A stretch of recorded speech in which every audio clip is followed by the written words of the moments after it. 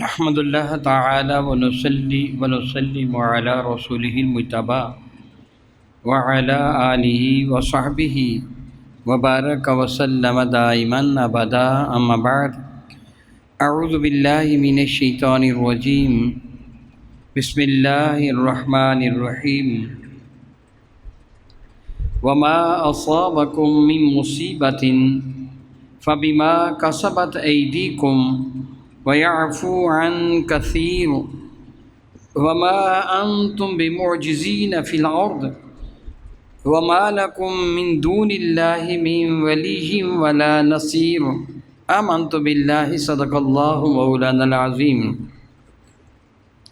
قال الله تبارك وتعالى جل وعلا في شان حبيبه مخبرا وآمرا إن الله وملائكته يصلون على النبي یا ایہا الذین آمنوا صلوا علیہ وسلموا تسلیما اللہم صل وسلم وبارک علی سیدنا و مولانا و نبینا محمد النبی الامی الکریم وعلی آلہ و اصحابہ اجمعین الصلاة والسلام علیک یا سیدی یا رسول اللہ وعلى آلك وأصحابك يا سيدي يا حبيب الله الصلاة والسلام عليك يا سيدي يا رحمة للعالمين وعلى آلك وأصحابك يا سيدي يا سيدي يا سيدي يا شفيع المذنبين۔ نہایت قابل صد احترام احباب کرام قدر، ان دنوں مملکت عزیز پاکستان جس مصیبت سے دوچار ہے وہ کسی بھی صاحب خرد پر پوشیدہ نہیں ہے۔ آپ جانتے ہیں کہ بین الاقوامی رپورٹ کے مطابق ملک کا 2/3 حصہ متاثر ہو چکا ہے، یعنی 66% ملک جو ہے وہ شدید متاثر ہیں اور 100% ملک وہ ڈائریکٹ یا انڈائریکٹ کسی بھی اعتبار سے متاثر ہے۔ ظاہر ہے کہ جب ان علاقوں میں سیلاب کی تباہی و بربادی آئی تو مہنگائی کے دیو نے پورے ملک کو لپیٹ میں لے لیا۔ اگر آپ کے ہاں خود اللہ تعالیٰ کی رحمت کے ساتھ سیلاب نہیں بھی آیا تو مہنگائی کا سیلاب اس سیلاب کی وجہ سے آ گیا، گھر کے چولہے بجھ گئے۔ یوں کہیے کہ پورے کا پورا پاکستان اس وقت مصیبت کی زد میں ہے، اور جتنی بڑی مصیبت ان دنوں مملکت عزیز پاکستان پر ہے، آپ دنیا کے سارے ممالک پر نگاہ دوڑائیں گے تو کسی بھی ملک میں وہ مصیبت نہیں ہے جو مصیبت آج مملکت عزیز پاکستان کے اندر ہے۔ اللہ رب العزت جل وعلا معاف فرمائے، اللہ تعالیٰ معاف فرمائے، اللہ تعالیٰ معاف فرمائے۔ پاکستان نظریاتی ملک ہے۔ نظریاتی ملک اسے کہا جاتا ہے کہ جسے کسی نہ کسی نظریہ کے تحت حاصل کیا گیا ہو۔ یہ ایک گاؤں بنا ہے جس گاؤں میں اس وقت میں بھی موجود ہوں، آپ بھی موجود ہوں۔ اس کے گلی کوچہ بازار کی ایک ترتیب ہے، یعنی گاؤں کو ایک ترکیب کے ساتھ بنایا گیا۔ بعض اوقات ویسے ہی ایک ٹینڈر پڑے ہوتے ہیں، جس کا جی چاہے جہاں جی چاہے وہ اپنا مکان بنا لے، وہ ترتیب کے ساتھ بنا ہوا نہیں ہوتا، بے ترتیبہ ہوتا ہے۔ کوئی گلی بہت چھوٹی ہے، کوئی گلی بہت بڑی ہے۔ فیصل آباد لائل پور جو پہلے تھا ترتیب کے ساتھ بنایا گیا کہ ایسے ایسے کر کے بنایا جائے گا، یعنی جس کو باقاعدہ کسی مقصد کے تحت بنایا جائے، کسی نظریہ کے تحت اگر بنایا، وہ نظریاتی ہوتا ہے۔ دنیا میں چند ملک ہیں جو نظریاتی ہیں۔ سب سے پہلے نظریاتی ریاست مدینہ طیبہ ہے، سب سے پہلے، کہ جس سے میرے کریم آقا تاجدار عرب و عجم شفیع معظم رحمۃ اللہ نے اسلام کی بنیاد پر میرے کریم آقا رسول اللہ جس کو وضع فرمایا۔ اور دوسرا نظریاتی ملک جسے ایک نظریہ کے تحت بنایا گیا، وہ مملکت عزیز پاکستان ہے پوری دنیا میں۔ اور تیسرا ملک جو مذہبی اور نظریاتی ہے وہ اسرائیل کا ملک ہے۔ یہ 3 ممالک وہ ہیں کہ جو اللہ تعالیٰ جل وعلا الکریم کے حضور ایک نظریاتی ہیں، کسی نہ کسی مقصد کے لیے بنائے گئے ہیں۔ مملکت عزیز پاکستان کا اپنا بہت اچھی طرح جانتے ہیں کہ پاکستان کا مطلب کیا؟ لا الہ الا اللہ محمد رسول اللہ، یہ پاکستان کا مقصد ہے۔ یعنی اس کے کیوں بنایا گیا تھا؟ مسلمانوں کا ملک ہوتے ہوئے جس میں غالب ترین آبادی، محض غالب آبادی نہیں، غالب ترین آبادی، مجھے صحیح اعداد و شمار کا علم نہیں ہے اور نہ صحیح اعداد و شمار بتائے ہی جاتے ہیں۔ یہ ہوتا ضرور ہے کہ اعداد و شمار کا تعین کیا جاتا ہے، مردم شماری ہوتی ہے، مگر وہ سیاسی لوگ، بیوروکریٹ، اپنی وہ جو تحفظات ہوتے ہیں ان کے پیش نظر صحیح بہت کم بتاتے ہیں۔ میں نہیں جانتا صحیح اعداد و شمار کو، مگر اتنا جانتا ہوں غالب ترین آبادی مسلمانوں کی ہے۔ غیر مسلم بھی ہیں لیکن ان کی آبادی بہت کم ہے، زیادہ آبادی مسلمانوں کی ہے۔ مسلمان تو رب کے بڑے محبوب ہیں۔ اللہ تعالیٰ فرماتا کنتم خیر امت، تم تو بڑی پیاری امت ہو۔ پھر میرے نبی فرماتے ہیں صلی اللہ تعالیٰ علیہ حبیب ہدایہ من ابدا، سیدنا عبداللہ ابن عمر رضی اللہ تعالیٰ اس کے راوی ہیں کہ رسول رحمت طواف کعبہ فرما رہے تھے، دوران طواف حضور یک رکے حرم کعبہ کی رخ زیبہ فرمایا۔ سنن ابن ماجہ کی حدیث مبارکہ ہے، میرے نبی حرم کعبہ کو مخاطب ہو کے فرمائیں گے کعبۃ اللہ، تیری بڑی عزت ہے، تیری بڑی شان ہے، تیری خوشبو بڑی اعلیٰ ہے، مگر سونے حرم کعبہ، مجھے قسم سے رب کائنات کی جس کے دستے قدرت میں مجھ محمد کی جان ہے، ایک ایمان والے کی عزت تیری عزت سے بڑھ کر ہے، ایک ایمان والے کی قدر و منزلت تیری قدر و منزلت سے بڑھ کر ہے۔ گویا کوئی بدبخت شہید تجھے کر دے، کوئی آ کے بتائے کسی بدبخت میں حرم کعبہ کو شہید کر دیا، تو یہ اتنا بڑا نقصان نہیں جتنا بڑا نقصان یہ ہے کہ کوئی آ کے یہ کہے کسی بدبخت نے ایک ایمان والے کو شہید کر دیا۔ ایک ایمان والے کا شہید کر دینا تیرے شہید کر جانے سے زیادہ برا ہے۔ میرے نبی نے واضح ترین لفظوں میں فرمایا، وہ سن لو، مجھے اللہ کی قسم، میرے نبی نے فرمایا اگر ساری زمین والے، ساری زمین، صرف انسان نہیں، ساری زمین والے یعنی زمین کی مخلوق، سارے آسمان والے یعنی آسمان کی مخلوق ایک ایمان والے کے قتل پر راضی ہو جائیں، اللہ تعالیٰ سب کو جہنم میں پھینک دے گا۔ مولا تعالیٰ ایک ایمان والا تیرے نزدیک کتنی عزت والا ہے، اتنے شرف والا ہے، پھر یہ مصیبت کیوں آ رہی ہے، پھر یہ پریشانی کیوں آ رہی ہے، پھر اتنی الجھنیں کیوں آ رہی ہیں؟ قرآن مجید فرقان میں میرا اللہ جواب دیتا ہے، سورہ شعراء ہے، آیا مبارکہ نمبر 30 ہے۔ انشاء اللہ تعالیٰ اگر اللہ تعالیٰ نے مجھے زندگی دی اور توفیق و ہمت عطا فرمائی تو یہ درس قرآن کریم والا اتوار آ رہا ہے نا، ایک پرسوں والا نہیں، اس سے اگلا اتوار میں انشاء اللہ تعالیٰ وہاں قدر تفصیل سے اس موضوع پہ گفتگو کروں گا۔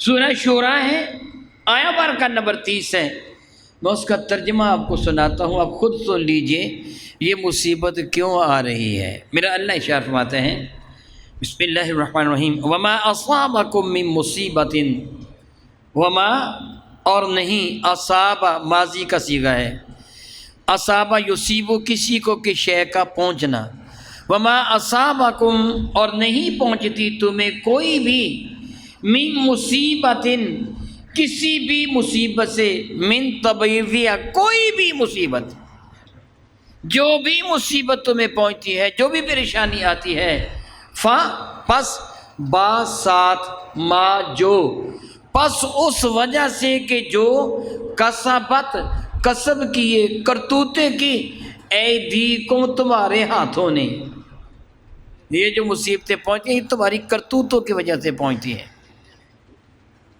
اور یہ نہ خیال کرو کہ ہماری کرتوتوں کی پوری سزا ہمیں مل گئی ہے۔ حضرت اکبر الہ آبادی کا ایک شعر ہے نا، جب میں کہتا ہوں خدا بندہ میرا احوال دیکھ، حکم ہوتا ہے کہ اپنا نامہ اعمال دیکھ۔ اگر جو بو گے تو گندم تو نہیں کاٹو گے، جوار بونے والا وہ چنے تو نہیں کاٹا کرتا، آگ کے پودے کاش کرنے والا آم نہیں توڑا کرتا، جو تم بو گے وہی تمہیں میسر آئے گا۔ فَبِمَا کَسَبَتْ أَيْدِيكُمْ، یہ تمہاری اپنی کرتوتوں کی تمہیں سزا ہے، اور پھر وہ ساری سزا ہے بھی نہیں ہے، ورنہ تمہاری کرتوتیں تو اتنی گھنونی تھی کہ تمہیں صفحہ ہستی سے مٹا دیا جاتا۔ میرا اللہ ارشاد فرماتے ہیں وَيَعْفُو عَنْ كَثِيرٍ، بہت ساری خطاؤں کو اللہ ویسے ہی معاف کر دیا ہے، بہت ساری کوتاہیوں کو اللہ نے ویسے ہی معاف کر دیا ہے۔ یہاں ایک سوال پیدا ہو سکتا ہے، یہ سوال مجھ سے کیا بھی گیا، ایک سوال پیدا ہوتا ہے اور یہ سوال کیا بھی گیا، مجھ سے یہ سوال کیا گیا کہ شاہ جی ٹھیک ہے ہم نے مانا ایسے ہی ہے ہماری کرتوتوں کی وجہ سے، کل میں نے گفتگو کی تقریر کی تھی کہیں اس موضوع پہ، ہماری کرتوتوں کی وجہ سے یہ ہے، تو جن کی کرتوتیں ہماری کرتوتوں سے بھی بری ہیں ان کو تو سزا نہیں ملی۔ اگر آپ بلوچستان کے علاقہ میں دیکھتے ہیں، اگر آپ سندھ کے علاقہ میں دیکھتے ہیں تو مکانات کن کے بہ گئے، جو غریب ہاری تھے، جو کھیتوں میں اندرون سندھ میں گیا ہوں، پروگرامز پہ گیا ہوں، اسی طرح ہے جس طرح کھیتوں میں یہاں 10 12 15 مکان بنے ہوئے ہیں، آگے چلے جاؤ پھر 10 15 مکان بنے ہوئے ہیں، پھر 10 15 مکان، حتیٰ کہ لاڑکانہ شہر بھی میں خیال کروں گا اگر اللہ مجھے جھوٹ نہ بلوائے تو آپ کے جھمرے سے زیادہ ترقی یافتہ نہیں ہے لاڑکانہ شہر بھی، حالانکہ آپ جانتے ہیں کہ سابقہ وزیر اعظم کا اپنا شہر ہے، وہ وہاں رہتے نہیں ہیں، وہ تو کراچی میں رہتے ہیں، وہاں تو ان کے ہاری جو ملازم ہے وہ رہتے ہیں اور ان کی جھونپڑیاں ہیں، پانی آیا وہ ساری جھونپڑیاں بہہ گئیں، ان کی جیپیں تو فراٹیں بھرتی ہوئی جا رہی ہیں، آ رہی ہیں، ان کو تو پرواہ ہی نہیں ہے، تو پھر کیا ہوا، برق گرتی ہے تو بیچارے مسلمانوں پر بقول اقبال عیاشی کرنے والے مسلسل عیاشی کر رہے ہیں، ان پہ آگ گر رہی ہے۔ دراصل بات کچھ اور ہے، ملتا سب کو ان کی کرتوتوں کا صلہ ہے، کسی پہ اللہ کرم کرتا ہے اس کو تھوڑی سزا دیتا ہے، کسی کو زیادہ سزا دینا ہوتی ہے دنیا میں نہیں دیتا، آخرت میں دے گا، ملے گی سب کو، ہاں جس کو اللہ چاہے معاف کر دے کو جدا بات ہے۔ وہ حضرت اکبر کے رحمتیں ہوتی ہیں تیری اغیار کے کاشانوں پر، وہ کافر عیش و عیاشی کر رہے ہیں، یاد رکھیے ان کو قیامت کے دن سزا ملے گی، اور ایسے ملے گی جی ایمان والا خواہ کتنا بھی گناہ گار کیوں نہ ہو اس کو کبھی نہ کبھی جنت میں بھیج دیا جائے گا، اور کافر کو کبھی بھی جنت میں نہیں بھیجا جائے گا۔ پھر دنیا میں کسی پہ مصیبت آتی ہے، یہ ہمارے لیے ہے، میرے لیے اور آپ کے لیے، یہ آیا بارکہ جو سورۃ الشعراء کی 30 نمبر آیا بارکہ ہے نا، یہ آپ کے لیے ہے اور میرے لیے ہے۔ مجھے جو پریشانی آتی ہے میرے گناہوں کی وجہ سے آتی ہے، آپ کو جو پریشانی آتی ہے آپ کے گناہوں کی وجہ سے آتی ہے، لیکن اللہ کے محبوب بندوں کو پریشانی آتی ہے ان کے درجے بلند کرنے کے لیے آتی ہے، فرق ہے دونوں میں، پریشانی ان کو بھی آتی ہے ہمیں بھی آتی ہے، ان کو پریشانی آتی ہے وَلَنَبْلُوَنَّكُمْ بِشَيْءٍ مِّنَ الْخَوْفِ وَالْجُوعِ، سورہ بقرہ شریفہ کے آیہ بارکہ کے تحت کہ اللہ تعالیٰ جب ان کے مراحل سے گزارتے ہیں پھر ان پہ کیا ہوتا ہے، اولئک علیہم صلوات من ربہم ورحمہ، ان پر اللہ تعالیٰ درود و سلام کا نزول فرماتا ہے، ان کے درجات بلند ہوتے ہیں، جس طرح حضرت سیدنا امام علی مقام امام حسین پہ آنے والی مصیبت، حضرت بلال اور دیگر صحابہ کرام پہ آنے والی مصائب و آلام، ان کے درجات بلند ہوئے، ہم پہ جو مصیبت آتی ہے، اب میری بات کو سادہ سے لفظوں میں سمجھ لیجئے، سمجھنا بہت آسان ہو جائے گا، اللہ کے برگزیدہ بندوں پہ مصیبت آئی تو درجے بلند آواز سے کہیے، اللہ کے برگزیدہ بندوں پہ مصائب و آلام ہے تو درجے بلند کرنے کے لیے، ہم پہ مصیبتیں آئیں تو گناہوں کو معاف کرنے کے لیے، ہم پہ مصیبتیں آئیں تو گناہوں کو، ہے تو فائدہ ہی ہے، تو ہمارے گناہ تھے وہ معاف ہو گئے، ان کے دامن میں گناہ نہیں تھے، ان کے درجے بلند ہو گئے۔ میرے نبی فرماتے کہ تیرے کانٹا چبھ جائے تو صبر کریں، اللہ تعالیٰ اس کے صدقہ سے 40 دنوں کے گناہ معاف فرما دیتا ہے۔ آنے والی مصیبت، لیکن اس کا یہ معنی نہیں کہ ہم اس مصیبت کو مانگیں گے، نہیں، اپنے رب سے ہمیشہ عافیت کو مانگیے، مصیبت کبھی نہ مانگیے، لیکن مصیبت آئے تو پھر اس کو احساس کرنا چاہیے مصیبت کیوں آ رہی ہے۔ اللہ تعالیٰ فرماتا ہے یہ مصیبت تمہاری کرتوتوں کی وجہ سے آتی ہے، اگر تمہاری کرتوتیں صحیح ہو جائیں تو میں تم پہ اپنی رحمتوں کا نزول کر دوں گا۔ مصیبتیں دونوں پر ہیں، کن پر؟ نیکوکاروں پر بھی اور بدکاروں پر بھی۔ بھئی آپ جانتے ہیں نا مسجد میں دو طرح کے لوگ آتے ہیں۔ کتنی طرح کے میں نے کہہ دیا؟ آپ تو کہیں گے جی کئی طرح کے آتے ہیں، مگر میں نے دو طرح کے کہہ دیے۔ ایک نماز پڑھنے والے، دوسرے جوتے چرانے والے آتے ہیں نا۔ وہ دونوں آتے کہاں ہیں؟ ٹوٹیوں پہ بیٹھ کر وضو بھی کرتے ہیں، کبھی کبھی نماز بھی پڑھ لیتے ہیں، اور جاتے ہوئے جوتے چراتے ہیں۔ جوتے چرانے والا مسجد کو بے آباد کرنا چاہتا ہے تاکہ لوگ نہ آئیں تو میں ان کا نقصان کر دوں۔ مساجد میں دھماکہ کرنے والا، مساجد کو آلودہ کرنے والا، مساجد کو بے آباد کرتا ہے۔ کیا کرنا چاہتے ہیں؟ بے آباد۔ مساجد کی صفائی کرنے والا، کارپیٹ بچھانے والا، نمازیوں کے لیے سہولت کا انتظام کرنے والا، وہ مسجد کو آباد کرنا چاہتا ہے۔ اللہ دونوں کا ذکر کرتا ہے قرآن کریم میں۔ ایک کا ذکر کرتے ارشاد فرماتا ہے انما یامر مساجد اللہ من آمن باللہ والیوم الآخر یصلو، مسجدوں کو آباد وہ کرتے ہیں جو مجھ پر ایمان لانے والے ہیں، قیامت کے دن پر ایمان لانے والے ہیں۔ میرے محبوب بندے ہیں جو مساجد کو آباد کرتے ہیں۔ میرے نبی نے فرما دیا جس کا دل مسجد میں لٹکتا ہے اس کے ایمان کی گواہی دے دو۔ اللہ نے اس کے ایمان کی گواہی دی ہے۔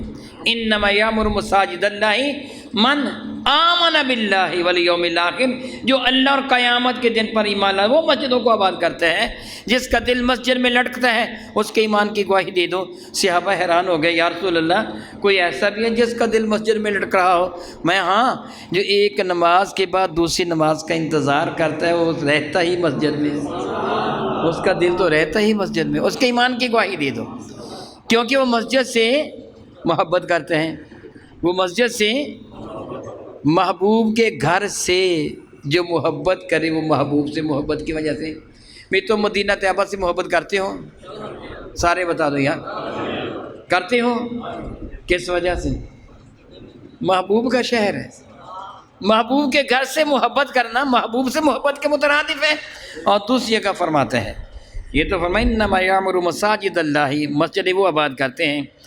دوسری جگہ فرماتا ہے ومن اظلم ممن منع مساجد اللہ ان یذکر فیہا اسمہ وسعی فی خرابها، اس سے بڑھ کر ظالم اور کون ہو سکتا ہے؟ یعنی سب سے بڑا ظالم وہ ہے جو لوگوں کو مسجدوں میں آنے سے روکتا ہے اور ان کو برباد کرنے کی کوشش کرتا ہے۔ اب جوتے اٹھانے والا کیا کرتا ہے؟ چوری کرنے والا۔ اٹھانے والا نہیں، جوتے تو دوستوں کے اٹھا لیتے ہیں، مراد چوری کرنے والا، جوتوں کی چوری کرنے والا، مساجد کی ٹوٹیاں اتار کے لے جانے والا، مساجد کے لاؤڈ سپیکر کو نقصان پہنچا کے مساجد میں تخریب کاری کرنے والا، وہ کیا کرتے ہیں؟ مسجد کو بے آباد کرتا ہے۔ میرا اللہ فرماتا ہے سب سے بڑا ظالم وہ ہے ومن اظلم ممن منع مساجد اللہ، گویا مساجد کو بے آباد کرنے والا سب سے بڑا ظالم اور مسجدوں کو آباد کرنے والا اللہ کا محبوب، آتے دونوں مسجد میں ہیں۔ برباد کرنے والا مسجد میں آتا ہے اور آباد کرنے والا مسجد میں آتا ہے۔ اسی طرح سمجھیے عمل ایک ہوتا ہے مگر نیت کے اعتبار سے فیصلے کیے جاتے ہیں۔ نیت کے اعتبار سے بیماری ایمان والے پر بھی آتی ہے، بے ایمان پر بھی آتی ہے۔ ایمان والے کے گناہوں کی معافی مل جاتی ہے، بے ایمان کو سزا مل جاتی ہے۔ یہ رب کریم کا ارشاد گرامی قدر میں بیان کر رہا تھا۔ میرا اللہ ارشاد فرماتا ہے وما اصابک من مصیبت، کوئی بھی مصیبت تو میں نہیں پہنچتی، بلکہ اللہ تعالیٰ جل وعلا سورۃ الانعام میں فرماتا ہے ذالک بما قدمت بایدیکم، یہ جو کچھ بھی ہوتا ہے یہ تمہاری کرتوتوں کی وجہ سے ہوتا ہے۔ کیوں کہ وَأَنَّ اللَّهَ، بے شک اللہ تعالیٰ لیسا، ہرگز ممکن نہیں بِظَلَّامٍ لِّلْعَبِيدِ کو اپنے بندوں پہ ظلم کرے۔ اللہ تعالیٰ تو ظلم کی سختی سے تردید فرماتا ہے۔ ظالم کو میرا اللہ پسند نہیں فرماتا، ظالم کو سزا دینے کی تنبیہ فرماتا ہے میں تجھ کو سزا دوں گا۔ بلکہ میرے نبی کا ارشاد ہے خیرکم، تم میں بہترین کون ہے جس سے دوسرے لوگوں کو فائدہ پہنچے. خیر الناس من ینفع الناس، انسانوں میں بہترین انسان وہ ہوتا ہے جس سے دوسرے انسانوں کو فائدہ پہنچے. میرے نبی اس کی ترغیب دیتے ہیں. اللہ تعالیٰ اس بات سے راضی ہے کہ بندہ بندوں سے بھلائی کرے. اللہ تو ظلم کو پسند نہیں کرتا. وَأَنَّ اللَّهَ لَيْسَ بِظَلَّامٍ لِّلْعَبِيدِ، اللہ تعالیٰ اپنے بندوں پہ ظلم نہیں کرتا. اللہ تعالیٰ جل وعلا تنبیہ فرماتا ہے سیدھی راہ پہ لانے کے لیے. میں عموماً ایک مثال دیا کرتا ہوں. اگر بازار میں دو بچے کھیل رہے ہوں، ایک بچہ آپ کا لخت جگر ہے جس نے اچھا لباس پہنا ہوتا صاف ستھرا، وہ مٹی میں لتڑ رہا ہے، گندگی پڑی تھی گندگی میں کھیل رہا ہے، اور دوسرا بچہ آپ کے دشمن کا ہے، تو آپ ان دونوں بچوں میں سے کس بچے کو ڈانٹیں گے؟ سارے بتا دو یار، اتنے سست کیوں ہیں؟ میں کبھی آپ کو نہیں کہتا اونچی آواز سے کہو سبحان اللہ، نعرہ لگاؤ، نہیں. میں سمجھانا چاہتا ہوں، میری بات کا جواب دیں، اور جواب دینا فرض ہوتا ہے. جو استاد ہوتا ہے اس کی بات کا جواب دینا فرائض میں شامل ہے. نافرمانی ہوتی ہے نہ جواب دینا. میں آپ سے سوال کرتا ہوں، مجھے بتائیے کہ ایک بچہ ہے جو آپ کا لخت جگر ہے، صاف ستھرا لباس پہنا تھا، ایک ہے جو آپ کا دشمن ہے، شدید دشمن ہے، اس کا بچہ ہے. یہ دونوں بچے بازار میں کھیل رہے ہیں اور کھیل رہے ہیں گندی جگہ. آپ اپنے بچے کو تنبیہ کریں گے کہ دشمن کے بچے کو؟ اپنے بچے کے کیوں کریں گے؟ پیار آپ کو اپنے بچے سے ہے، دشمن کے بچے سے نہیں ہے. اللہ تنبیہ ایمان والوں کو فرماتا ہے، بے ایمانوں کی رسی کو ڈھیلا کر دیتا ہے. مزید گناہ میں آگے بڑھتے چلے جاؤ، کیونکہ سزا ان کو قیامت کے اسی قدر شدید ملے گی. لیکن اس کا یہ معنی نہیں ہے کہ ہمیں تنبیہ کی جائے. ہم سمجھیں نا، اب بچے کو تنبیہ کی جائے تو وفادار بچہ سمجھ جاتا ہے. میں ایک مثال دے کے سمجھایا کرتا ہوں. استاد محترم کمرے میں آئیں، اسکول کی بات کرتا ہوں، کالج یا یونیورسٹی کی نہیں، وہ آج کل بہت فارورڈ ہو چکے ہیں. اسکول کا ٹیچر کمرے سے باہر ہو، بچے شور مچا رہے ہوں، کیونکہ یہ مثال زیادہ آسان اور عام فہم ہے، اس لیے عموماً میں یہ دیا کرتا ہوں، سمجھانے کے لیے دیا کرتا ہوں. حقیقت کے بہت قریب مثال ہے.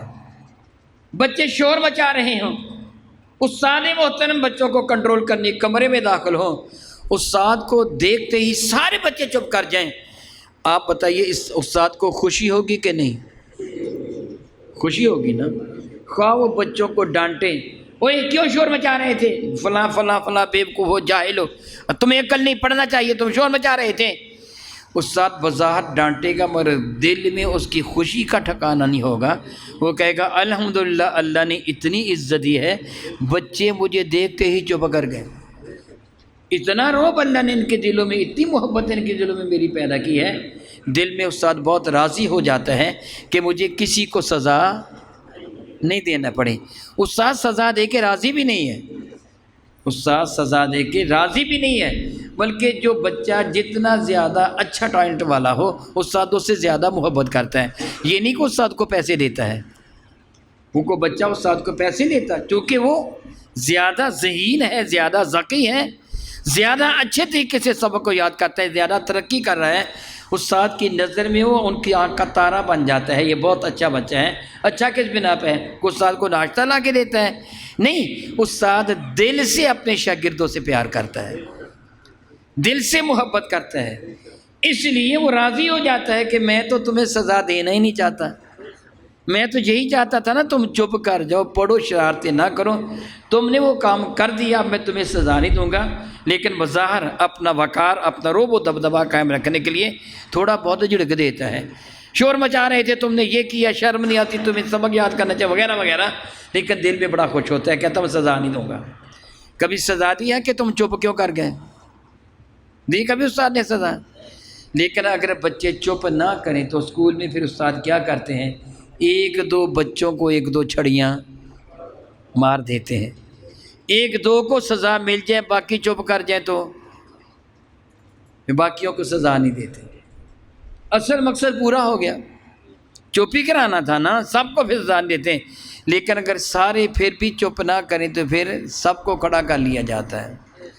اللہ تعالیٰ پہلے ہلکی پھلکی بارش بھیجی، تھوڑی سی سختی فرمائی، طوفانی ہوائیں چلیں، کچھ مکانات گرے، کچھ فصلیں بہہ گئیں، کچھ گر گئیں، ہم نے توبہ نہیں کی، ہم نے رجوع نہیں کیا، ہم نے یہ خیال نہیں کیا کہ میں تنبیہ کی گئی ہے اور سنبھل جاؤ، میں تو تم پہ رحمت نازل فرمانا چاہتا ہوں، سنبھل جاؤ، ہم نہیں سنبھلے، پھر تھوڑی سی سختی کی، پھر بھی نہیں سنبھلے، اور اب 1/3 بچا، 2/3 حقیقی طور پر اور 1/3 باقی رہنے والا، ان سے متاثر ہو کر پورا پاکستان متاثر ہو گیا، لیکن بعض اب بھی نہیں آئے، بعض ہم اب بھی نہیں آئے بحمد اللہ تعالیٰ ثم الحمد للہ تعالیٰ۔ چونکہ ہم اپنے ادارے نور الہدیٰ فاؤنڈیشن کی طرف سے بھی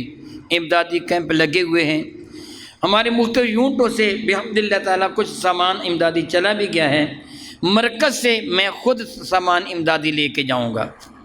میرے دوستوں نے جو مجھ سے محبت کرتے ہیں مجھے بتانے کے لیے مجھے کچھ پوسٹیں بھیجی ہیں، بطور مثال مجھے ایک پوسٹ بھیجی کہ ایک آدمی ادھر خود بتا رہا ہے کہ ہم سامان لے کے بدین میں جانا تھا، فلاں فلاں مختلف علاقے، اتنے ٹرک لے کے گئے، اور اس نے بتایا کہ پہلے تو ہم نے سنا تھا نا، فلموں میں دیکھا تھا، ایک فلمی سین دیکھا تھا، اب حقیقتاً میں نے دیکھا ہے معاذ اللہ تعالیٰ ثم معاذ اللہ تعالیٰ کہ وہ لوگ حملے کرتے ہیں، ڈاکو، وہ ڈاکو کن کے ہیں؟ چیلے چانٹے وڈیروں کے، جو وہاں بڑے بڑے ہیں نا جاگیردار، ان کے رکھے ہوئے ڈاکو ہیں جو جانے والے قافلوں کو، ٹرکوں کو، مال کو لوٹ لیتے ہیں۔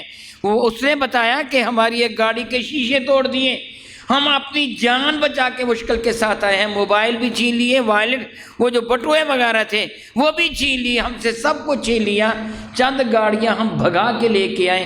وہ کہتا ہے جب ہم پہ حملہ کیا جا رہا تھا تھوڑے فاصلے پر موبائل پولیس کی ایک گاڑی نظر آئی، ہم دوڑ کر ان کے پاس گئے، انہوں نے اپنی گاڑی کے شیشے چڑھا لیے، کہنے لگے جاؤ تم جانو تمہارا کام جانے، ہم نہیں اس پہ کوئی بھی حصہ لے سکتے۔ وہ پولیس والے بیچارے چھوٹے ہیں، وہ ڈیڑھے بڑے ہیں، وہ ان کے ڈاکوؤں کا مقابلہ کیا کریں گے؟ اتنا زیادہ سخت سزا عذاب آنے کے باوجود ہم باز نہیں آئے ہیں، پھر وہی کچھ کر رہے ہیں، پھر سزا کیا ملنا چاہیے خود سوچے ذرا۔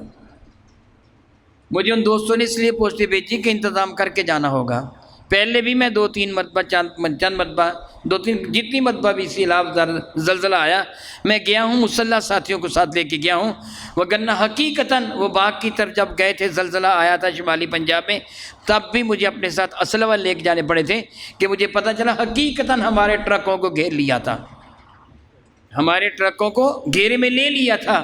پھر میرے ساتھ الحمدللہ تعالیٰ جو کہ کچھ دوست تھے، مسلح دوست تھے، پھر اس وجہ سے ہم الحمدللہ تعالیٰ منزل مقصود تک پہنچ گئے تھے۔ سوچیے ذرا، اتنی بڑی مصیبت آنے کے باوجود ہم نہیں سلجھ رہے ہیں، پھر اللہ کا عذاب آنا چاہیے کہ نہیں؟ معاذ اللہ تعالیٰ خود ہی سوچیں کہ میرا اللہ جو ارشاد فرماتا ہے یہ تمہاری کرتوتوں کی وجہ سے تمہیں میں سزا دے رہا ہوں کہ تمہاری کرتوتیں صحیح نہیں ہو رہی ہیں، پھر بھی اللہ کا یہ کرم سمجھیے کہ ایمان کی دولت کم از کم ہے، کہیں ایمان ہی نہیں چھن گیا، وہ ناراض ہو جائے گا تو ایمان ہی چھین کے لے جائے گا۔ بظاہر کیا معلوم ہو رہا ہے کہ شاید ہم مسلمان نہیں رہ گئے، معلوم نہیں ہمارا قیامت پر یقین بھی نہیں رہ گیا۔ سوچیے جو اصل مستحق ہیں وہاں تک کچھ بھی نہیں پہنچتا، اور پہنچتا ہے تو بڑی مشکل کے ساتھ پہنچتا ہے۔ حکومت کے وہ ادارے کہ جو وہاں تک پہنچانے والے ہیں، میں اللہ سے معافی مانگتا ہوں وہ بھی خود کھا رہے ہیں۔ جن دنوں وہ سیلاب فنڈ جمع نہ وہ زلزلہ آیا تھا نا، فنڈ جمع کیا تھا، میں نام نہیں لیتا، میرے اس گاؤں کا ایک آدمی میرا مرید ہے، وہ کام کیا کرتا تھا یہاں، وہ کام چھوڑ کر لاہور چلا گیا، اسی گاؤں کا آدمی ہے، میں جان بوجھ کے نام نہیں لے رہا، اگر کسی کو شک ہو تو میں نام بتا دوں گا، اس سے خود مل لے۔ وہ کام اچھا کاروبار تھا اس کا، میرا مرید اچھا کاروبار تھا اس کا، آج کل وہ سعودیہ میں ہے، وہ لاہور چلا گیا، مجھے ملنے کے لیے آیا تو میں نے کہا جی تو تمہارا تو کاروبار بہت اچھا تھا، تم چھوڑ کر لاہور چلے گئے؟ تو اس کا جواب یہ تھا شاہ جی وہ کام اس کام سے کئی گنا زیادہ اچھا ہے پرافٹ کے اعتبار سے، میں نے کہا تم کیا کام کرتے ہو؟ تو اس نے جواب دیا جی یہ لنڈے کا جو سامان ہوتا ہے نا یہ میں بازار میں بیچتا ہوں۔ میں نے کہا اچھا وہ جو کراچی سے باہر سے گانٹھیں آتی ہیں پوری کی پوری گانٹھ خرید لیتے ہوگے تم لنڈے کے سامان کی جو یورپ وغیرہ سے آتے ہیں؟ کہنے لگا نہیں شاہ جی وہ نہیں لیتے۔ میں نے کہا وہ کون سا لیتے ہیں؟ کہنے لگا وہ زلزلے کے موقع پر جو مختلف مذہبی تنظیموں نے اکٹھا کیا تھا نا وہ سارے کا سارا اچھا سامان اب بازار میں بک رہا ہے۔ ان تنظیموں نے وہ ہلکا قسم کا تو ان کو دے دیا، جو اعلیٰ قسم کا تھا نا وہ سارے کا سارا بازار میں بک رہا ہے۔ میرا ایک دوست ہے اس نے ٹھیکہ لیا ہے کمیشن کا 11 لاکھ روپیہ، اس سے پہلے پیش کیا ہے، ان کا مال وہ بیچتا ہے، میں بھی اسی سے خریدتا ہوں۔ اب دیکھیے کہ کیا وہ داڑیاں رکھی ہوئی ہیں، مذہبی تنظیمیں ہیں، نمازیں پڑھتے ہیں، معلوم نہیں کیا سے کیا کچھ کرتے ہیں، مگر کیا اللہ پہ یقین نہیں رہ گیا؟ دعویٰ ان کا کیا ہے کہ ہم جی ان کی مدد کر رہے ہیں، یہ کر رہے ہیں، وہ کر رہے ہیں، فلاں کر رہے ہیں، بڑے اشتہار ہیں، بڑے بینر ہیں، بڑا پرنٹ میڈیا ہے، بڑا الیکٹرانک میڈیا ہے، معلوم نہیں کہاں سے کہاں تک ان کی باتیں پہنچی ہوئی ہیں، کیا سے کیا کچھ دکھا رہے ہیں اور حقیقت میں کیا کر رہے ہیں۔ پھر اللہ کا عذاب آنا چاہیے کہ نہیں آنا چاہیے؟ میں آپ سے پوچھتا ہوں جی، اللہ سے معافی مانگے، میں بھی معافی مانگتا ہوں۔ ہم کہہ تو رہے ہیں کہ آنا چاہیے، پھر اللہ تعالیٰ اپنے بندوں پہ ظلم نہیں کرتا ہے، اللہ تعالیٰ اپنے بندوں پہ ظلم تنبیہ فرما رہا ہے، سلجھ جاؤ، اگر آج بھی توبہ کر لو کہ تو اللہ کی عزت کی قسم اللہ نے سارے گناہ معاف کرنے کا وعدہ کر لیا۔ آج بھی توبہ کر لو کہ اللہ تعالیٰ سارے گناہ معاف فرما لیں گے۔ افسوس تک حقیقت یہ ہے کہ ہم توبہ کی طرف آتے نہیں ہیں۔ چند منٹ ہیں، میں تھوڑی سی تشریح کر دیتا ہوں توبہ کا معنی کیا ہوتا ہے۔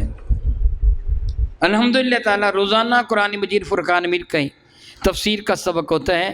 روزانہ سے مراد بکثرت ایام ہیں، بہت سارے ناغے بھی ہو جاتے ہیں، لیکن بہت سارے نہیں، بہت سارے دن سبق ہوتا ہے، تھوڑے ناغے ہوتے ہیں۔ انسان ہوں، مجھے کام کاج جانا پڑتا ہے، ناغے ہو جاتے ہیں۔ 787 STV پر آپ کوشش کیجئے اس پروگرام کو دیکھنے کی، روزانہ کے روزانہ تفسیر پڑھیے، اللہ تعالیٰ درجہ بہت بلند فرما دیتا ہے۔ میں عموماً تفسیر پڑھاتا ہوں، شاگردوں کو بتاتا ہوں، توبہ کا لفظی معنی ہوتا ہے رجوع کرنا۔ کیا معنی ہوتا ہے؟ رجوع کا معنی کیا ہوتا ہے جی؟ یار آج کل آپ کی زبان میں یو ٹرن لینا، آپ کی زبان میں کیا ہے؟ اور جی عوام کی یہی زبان ہے، حاجی صاحب آج یہی زبان ہے۔ جھوٹ کی بجائے ہم نے یو ٹرن ایجاد کر لیا نا، ایک وعدہ کر کے اس کو توڑ دینا تو یو ٹرن لے لیا۔ یو ٹرن کسے کہتے ہیں؟ ادھر جاتا جاتا اچانک مڑ کے واپس آ گیا، یہ ہے نا۔ یاد رکھیے توبہ کا یہی معنی ہے۔ توبہ کا کیا معنی ہے؟ رجوع کرنا۔ توبہ کا معنی کیا ہے؟ رجوع کرنا۔ رجوع کیا کرنا ہوتا ہے؟ واپس پلٹانا۔ رجوع کرنا کیا ہوتا ہے؟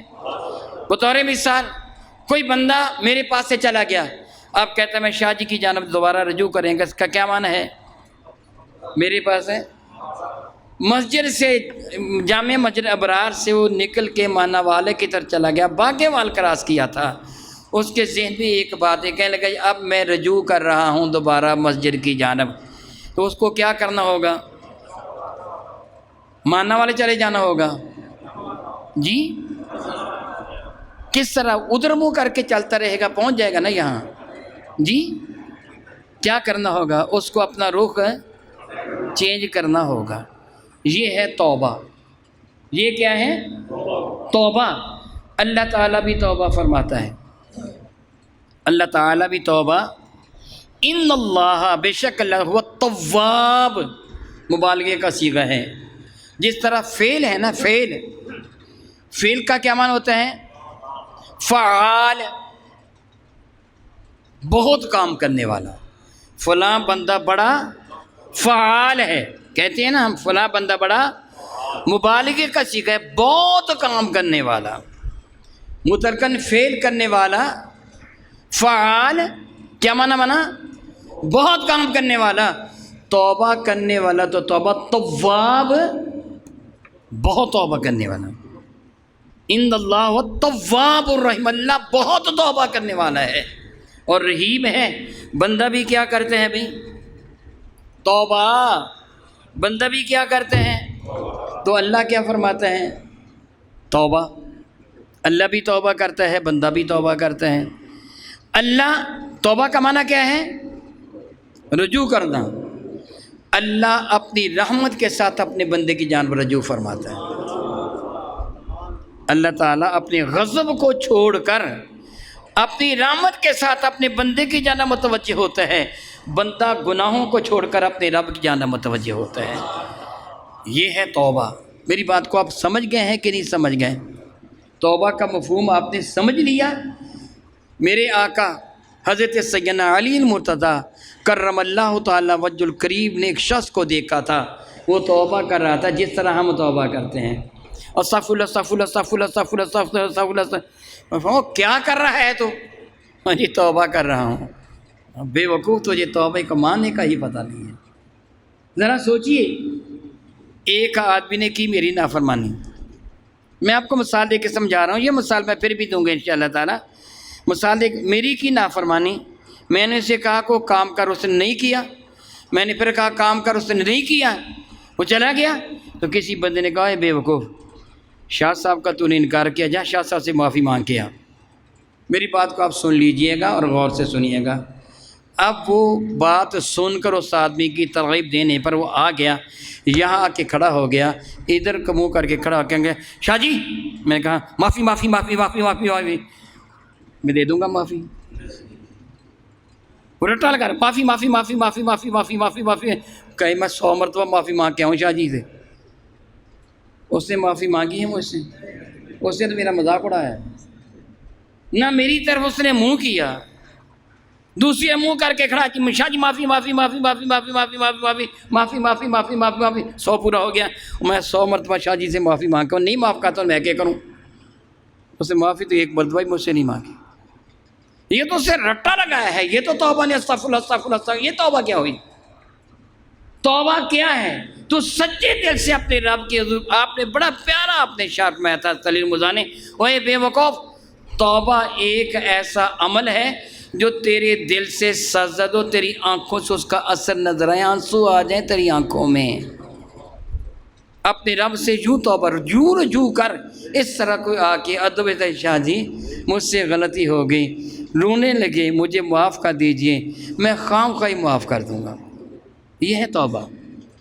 تو رب نے کیا فرمایا؟ تم میرے حضور توبہ کر لو، تو میرے حضور پھر کیا ہوگا؟ میں تمہارے گناہوں کو معاف فرما دوں گا، لیکن کرو توبہ، مذاق نہیں اڑاؤ توبہ کا، رجوع کرنا، اس کام کو چھوڑ کر، جس طرح میں نے کہا واپس پلٹنا ہوگا، اس کام کو چھوڑ کر آنا ہوگا۔